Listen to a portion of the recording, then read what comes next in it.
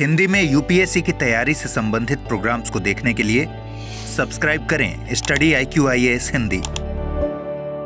Hello दोस्तों, बहुत बहुत स्वागत है आप सबका स्टडी IQ-IAS में। दोस्तों, बात की जाए अगर यूपीएससी यानी कि यूनियन पब्लिक सर्विस कमीशन की मुख्य परीक्षा में जो वैकल्पिक विषय का पेपर होता है, जहां पे दो ऑप्शनल्स आते हैं, अगर उसमें किसी सबसे ज्यादा रिजल्ट ओरिएंटेड ऑप्शनल की यानी कि वैकल्पिक विषय की, तो वो निश्चित तौर पे हिंदी साहित्य होगा। क्योंकि कि हिंदी और अंग्रेजी दोनों माध्यम के स्टूडेंट्स ले सकते हैं। बी, अगर आप ऑन एन एवरेज स्कोर देखेंगे तो शायद सबसे अच्छा अगर स्कोर रेट है किसी का है तो वो हिंदी साहित्य का है। एंड सी, जो बहुत बड़ी बात है कि आप सिर्फ और सिर्फ रिजल्ट को उठा के देख लें तो सबसे ज्यादा सिलेक्शन देने वाले वैकल्पिक विषयों में अव्वल स्थान पे आता है हिंदी साहित्य। ठीक है, तो आज हम उसी की बात करेंगे। जो हमारा बैच नंबर 7 है उसमें एडमिशन क्लोज होने को हैं। तो अगर आप आधुनिक कविता में इंटरेस्ट रखते हैं और आधुनिक कवियों को पढ़ना चाहते हैं तो हिंदी साहित्य का ये बैच जो आधुनिक कवियों से शुरू हुआ, इस बैच में आप एडमिशन ले सकते हैं 18 अक्टूबर तक। ठीक है, 18 अक्टूबर तक बैच नंबर 7 में। वैसे ये मेरा टेलीग्राम चैनल है @ऑफिशियल विकास करके, आप यहां पे स्कैन करके जुड़ सकते हैं। यहां पे डिटेल में देता रहता हूं। मेरी ईमेल आईडी है vikas.singh@studiiq.com। आप यहां पे भी मतलब अगर कुछ आपको पूछना हो, हिंदी साहित्य से रिलेटेड जुड़ने का माध्यम समझना हो, तो आप यहां पे मेरी आईडी से यहां पे जुड़ सकते हैं। ठीक है, यहां पे मेल कर सकते हैं। ठीक है, मैं बताता चलूं कि जो हिंदी साहित्य वैकल्पिक विषय का ये जो क्या कहते हैं बैच है, बैच नंबर ये 7वां बैच है। जो अगर आपको ये 7वां बैच है। ठीक है, 7वां बैच है। 18 अक्टूबर को एडमिशन क्लोज हो रहा है। आधुनिक कवियों से शुरू होगा, जिसमें आपको गुप्त जी की जो भारत भारती है वहां से ये शुरू होने वाला है। यानी कि जो भारत भारती जो है उसकी बात उसमें होगी। और अगर आप इस बैच से जुड़ते हैं तो जो सबसे बड़ी बात है वो कि वास्तविकता में एक ऐसा सेक्शन जो भारत भारती है, जिनकी कविताएं आपको बहुत पसंद आएंगी, जहां पे पंक्तियां आपको बहुत पसंद आएंगी। ठीक है, और गुप्त जी का तरीका जहां पे उन्होंने अतीत, वर्तमान और भविष्य तीनों को टैकल किया हुआ है। ठीक है, तीनों की बात की हुई है, वो तीनों आपको भारत भारती में दिखेगा। वहां से बैच शुरू है। ठीक है, 18 अक्टूबर को बैच में एडमिशन क्लोज हो रहा है। आपको करना क्या है, studiiq.com विजिट करके आप विकास लाइव कोड का प्रयोग करके आप इस बैच से जुड़ सकते हैं। अक्टूबर का बैच है, 7वां बैच है। ठीक है, इसमें आप ले सकते हैं। लास्ट कुछ दिन है जिसमें आप इसमें एडमिशन ले सकते हैं। ठीक है, बात करूं अगर इस हिंदी साहित्य वैकल्पिक विषय की, तो अब जो इसके बाद क्रम से आगे बैचेस आएंगे या इसी बैच में जो आगे पढ़ाया जाएगा, मैं आपको बता देता हूं कि इस बैच की जो शुरुआत है वो किससे हो रही है। इस बैच की जो शुरुआत है वो हो रही है मैथिली शरण गुप्त से, जिन्हें राष्ट्रकवि कहा जाता है। ठीक है, एक मिनट, मैं पूरा ही लिख देता हूं। राष्ट्रकवि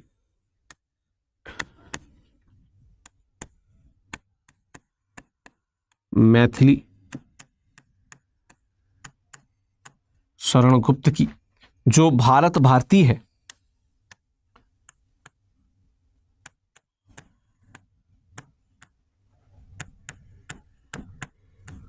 मैथिली शरण गुप्त की भारत भारती से ये बैच शुरू हो रहा है। ठीक है, मैथिली शरण गुप्त के बाद हम उसके बाद यहां पे पढ़ेंगे जयशंकर प्रसाद जी को।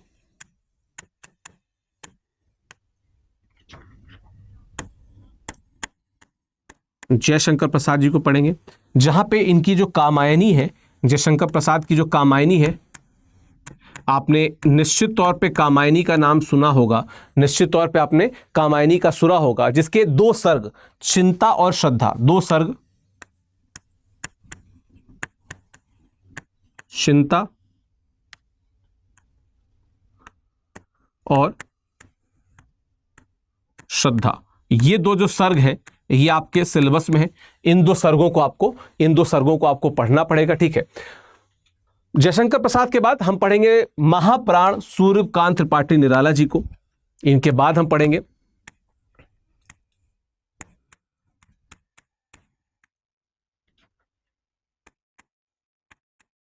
वैसे इनका नाम सूर्यकांत त्रिपाठी निराला है, लेकिन आप सबको पता है कि सूर्यकांत त्रिपाठी जी को महाप्राण निराला भी कहा जाता था। राम की शक्ति पूजा और कुकुरमुत्ता 2 इनके काव्य संग्रह है जो आपको यहां पे पढ़ना है। तो उसमें क्या पढ़ना है आपको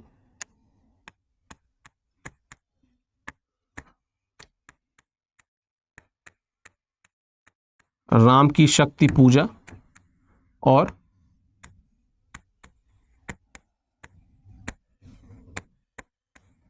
कुकुरमुत्ता, इन दो कविताओं को इनको पढ़ना है। ठीक है, अगर मैं इस संकलन की बात करूं तो डॉक्टर रामविलास शर्मा का संकलन है राग विराग। ठीक है, राग विराग, वहां पे आपको ये मिल जाएगा। हालांकि जब मैं कक्षाएं लेता हूं तो ये सारे पीडीएफ मैं खुद अवेलेबल आपको कराता हूं, वो आपको हमारे कक्षा में मिल जाएगा। ठीक है, महाप्राण निराला के बाद जो अगला आपको पढ़ना होगा, इस जिस कवि को आपको पढ़ना है वो है रामधारी सिंह दिनकर। इनको भी राष्ट्र कवि कहा जाता है, तो क्या कह सकते हैं हम, राष्ट्र कवि।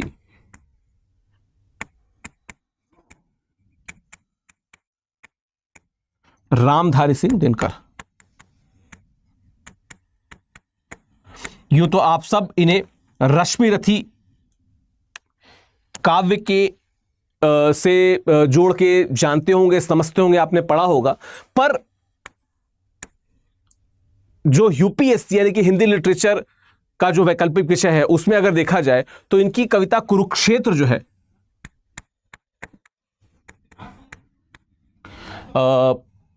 मैं वैसे अगर सिर्फ कविता कह रहा हूं तो शायद आपको इस पे आपत्ति होनी चाहिए, बिल्कुल, अगर आप साहित्य के विद्यार्थी हैं, क्योंकि ये अपने आप में बहुत ही महान काव्य है। जैसे हम जब काव्य की तरीके देखते हैं तो हम मुक्तकों की बात करते हैं, हम खंड काव्य की बात करते हैं, हम महाकाव्य की बात करते हैं।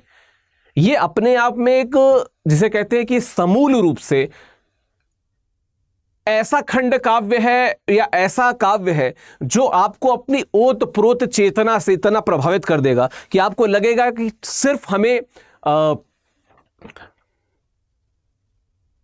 रश्मिरथी के आड़ में ही दिनकर जी को नहीं देखना चाहिए। ठीक है, ठीक है, वो है ना कि क्या कहते हैं कि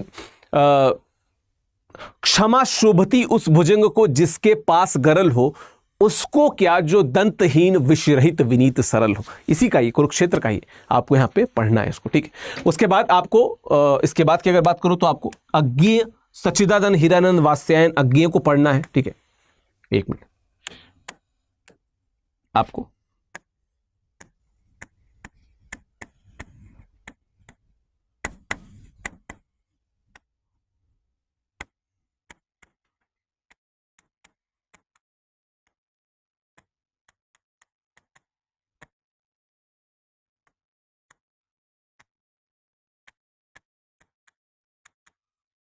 आपको सच्चिदानंद हीरानंद वात्स्यायन अज्ञेय जी को पढ़ना है। ठीक है, और आंगन के पार दौर यानी कि जो असाध्य वीणा है वो आपको पढ़ना है। इसमें असाध्य वीणा, जिसको न साधा जा सके, उस वीणा से रिलेटेड इस काव्य को आपको पढ़ना है। वैसे आप अगर थोड़ा सा भी हिंदी साहित्य को जानते समझते हो तो आपने और भी अज्ञेय जी के प्रतिमान साहित्यों को देखा होगा, समझा होगा। ठीक है, सच्चिदानंद हीरानंद वात्स्यायन अज्ञेय के बाद अगर मैं बात करूं तो इसके बाद आपको मुक्तिबोध या ब्रह्म राक्षस पढ़ना है। मुक्तिबोध,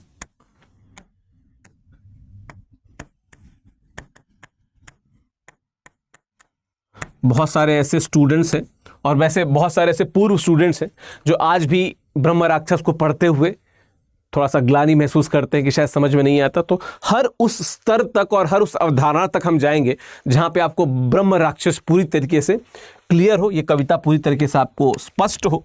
और उसके बाद जो आधुनिक कवियों में अंतिम है वो है बाबा नागार्जुन।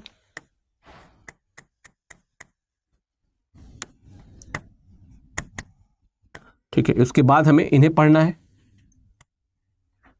और इनकी कई कविताओं का पाठ मैंने खुद स्टडी आईक्यू पे किया हुआ है। अगर आप रेगुलर वॉच करते हैं हिंदी साहित्य वैकल्पिक विषय की वीडियोस को तो आप इसको देख सकते हैं। ठीक है, बादल को घिरते देखा है और अकाल के उसके बाद, बादल को घिरते देखा है, अकाल एवं उसके बाद हरिजन गाथा। ये आपको कुछ वो चीजें हैं जो आपको आधुनिक कवियों में पढ़ना है। जो आपका बैच, जो जिसकी मैं बात कर रहा हूं, बैच नंबर 7 की, उस बैच में अब इन आधुनिक कवियों को आपको पढ़ना है। ठीक है, इन आधुनिक कवियों को आपको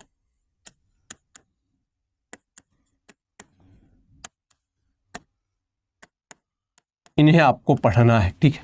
और जब आप इनको पढ़ेंगे तो पढ़ते समय हम इनसे जुड़े सभी टेक्स्ट को, सभी डिटेल्स को अच्छे से बात करते हुए ये भी समझाते हैं कि जिस युग में ये लिखा गया उस युग के प्रतिमान क्या थे, भारत एक देश के तौर पे किस अवस्था से गुजर रहा था, इन सब की हम बात करेंगे। वैसे अगर आप थोड़ा भी हिंदी साहित्य में रुचि रखते हो तो आपको पता होगा कि हिंदी साहित्य के जो आधुनिक काल है उसके डिवीजन में सबसे पहला भारतेंदु युग आता है, फिर द्विवेदी युग आता है, फिर छायावाद आता है, फिर ऐसे ही प्रगतिवाद, प्रयोगवाद और ऐसे बढ़ता जाता है, ठीक है।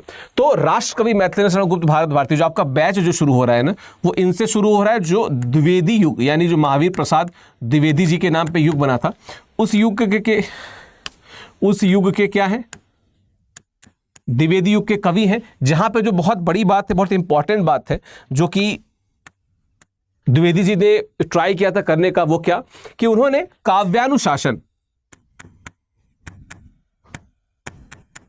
काव्यानुशासन पे जोर दिया था।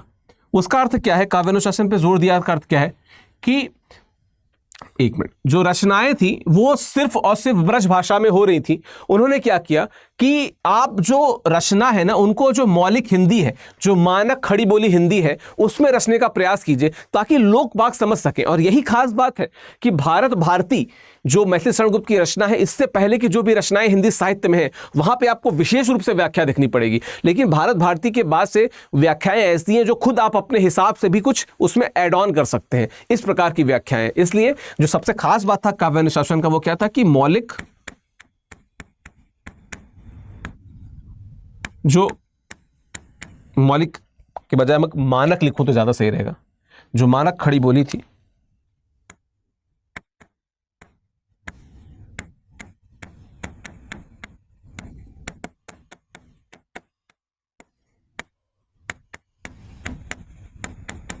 मानक खड़ी बोली का प्रयोग, ये एक बड़ा चेंज था। और कहीं ना कहीं भारतेंदु हरिश्चंद्र जी को भी इसका श्रेय दिया जाना चाहिए और उसके बाद द्विवेदी को तो इसका श्रेय मिलना चाहिए। तो उस भारत भारती से आपके बैच की शुरुआत हुई है। आप 18 अक्टूबर तक इस बैच से जुड़ सकते हैं विकास लाइव कोड का प्रयोग करके, ठीक है। यहाँ पे ये विकास लाइव कोड का प्रयोग करके आप इस बैच से जुड़ सकते हैं। 18 अक्टूबर का ही बैच नंबर 7 है, ठीक है। बात कर लूँ थोड़ी सी, अगर मैं भारत भारती की अगर मैं बात कर लूँ जो आपको पढ़नी है, तो थोड़ा सा उस पर हम लोग बात कर लेते हैं 1 मिनट के लिए बस। उसके बाद में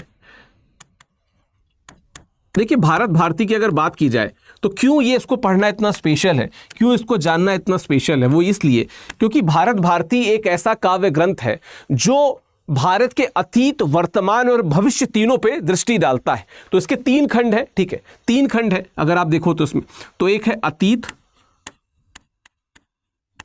ठीक है, एक है वर्तमान और अगला है अतीत, वर्तमान और भविष्यत खंड। निश्चित तौर पे अतीत खंड थोड़ा बड़ा है, वर्तमान उससे थोड़ा छोटा, और जो भविष्यत खंड है ये सबसे छोटा है। लेकिन जब आप इन खंडों को पढ़ेंगे तो कुछ चीजें आपको क्लियर होंगी, और वो इसलिए भी क्लियर होंगी क्योंकि आप इसके पहले जिन कवियों को पढ़े होंगे थोड़ा सा उनकी व्याख्या आपको कहीं ना कहीं हल्की सी टफ लगती होगी। लेकिन जब आप भारत भारती पढ़ेंगे तो आपको कुछ चीजें लिखेंगी, समझ में आएंगी। जैसे ये जो भारत भारती की रचना है, भारत भारती जो गुप्त जी ने लिखी है, कि इसमें जो जितनी भी काव्य पंक्तियां हैं वो अभिधा में लिखी गई हैं। तो जो काव्य है वो क्या है, अभिधात्मक है। इसमें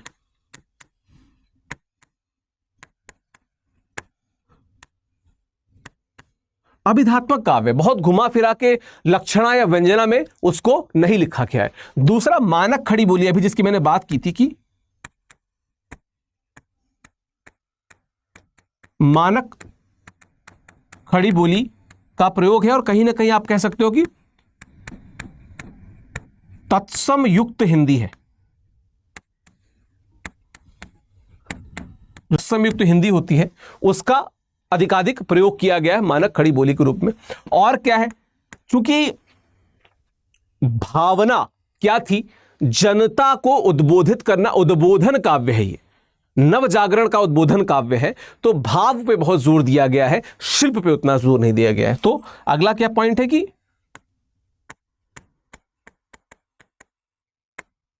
ये उसको पूरा लिख सकते हैं, नवजागरण का उद्बोधन काव्य।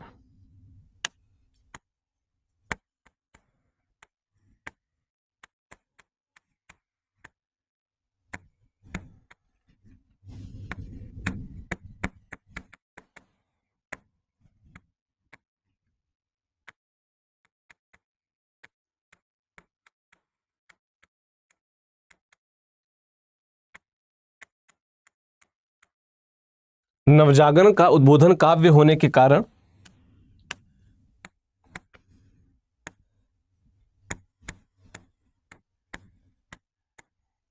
भावना पर जोर दिया गया है, ठीक है,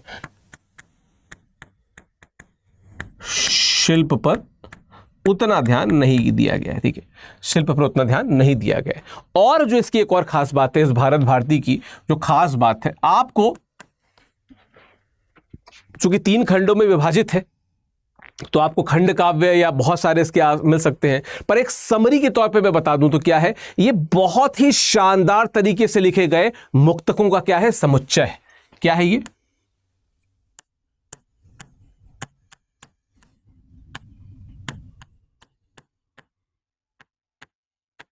बहुत ही अच्छे तरीके से लिखे गए मुक्तकों का समुच्चय है, और इसीलिए इसको पढ़ने में आपको बहुत आनंद आएगा जब हम भारत भारती को पढ़ेंगे।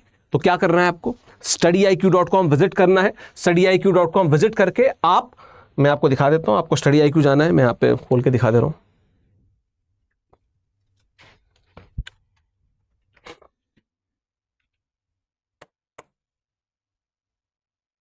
जब आप यहां पे आएंगे studiiq के होम पेज पे जब आएंगे तो देखिए यहाँ पे आपको ऑप्शनल लाइव मिल जाएगा, इस पे एक्सप्लोर कोर्सेज में जाएंगे तो सारे ऑप्शंस आपको मिल जाएंगे। यहाँ पे आप थोड़ा नीचे आएंगे, यहाँ पे आपको हिंदी साहित्य भी मिल जाएगा, हिंदी लिटरेचर, ये ठीक है। 18 अक्टूबर को ये बैच जो है ये क्लोज हो रहा है, 18 अक्टूबर को। यहाँ पे जाएंगे और यहाँ पे जब आप बाई नाउ पे जाएंगे तो यहाँ पे आपको अपना नंबर डालना होगा, अपना नंबर डाल के आप यहाँ से जोड़ सकते हैं। बस ये ध्यान रखिएगा कि जब इस बैच को आप परचेज करें तो एक कोड जो है वो आप विकास लाइव इस्तेमाल करना ना भूलें, VIKASLIVE, विकास लाइव कोड का प्रयोग करना ना भूलें आप, ठीक है, विकास लाइव कोड का प्रयोग करना ना भूलें, ठीक। तो इस बैच से जुड़ने के लिए आप देर ना करें, विजिट करें studiiq.com। बाकी डिटेल्स मैंने आपको बता दिए हैं इसमें, ठीक है। और हिंदी साहित्य की प्लेलिस्ट studiiq IAS हिंदी और studiiq मेन चैनल दोनों पे जाके आप बाकी वीडियो को भी खंगाल सकते हैं और वहां पे भी आप देख सकते हैं जिसकी भी मैंने बात की, ठीक है। तो studiiq.com से पे हिंदी साहित्य से जुड़ने के लिए बहुत बहुत शुक्रिया। हमें कमेंट बॉक्स में जरूर बताइए कि और किन विषयों पे आप वीडियो देखना चाहते हैं, आपको किन और क्षेत्रों में रुचि है, हम उस पर वीडियो लेके जरूर आएंगे। बाकी हिंदी साहित्य से अगर आप जुड़ना चाहते हैं तो मैंने डिटेल आपको दे दी है। बाकी आपका दिन शुभ हो, all the very best, thank you. Hindi में यूपीएससी की तैयारी से संबंधित प्रोग्राम्स को देखने के लिए सब्सक्राइब करें studiiq IAS हिंदी।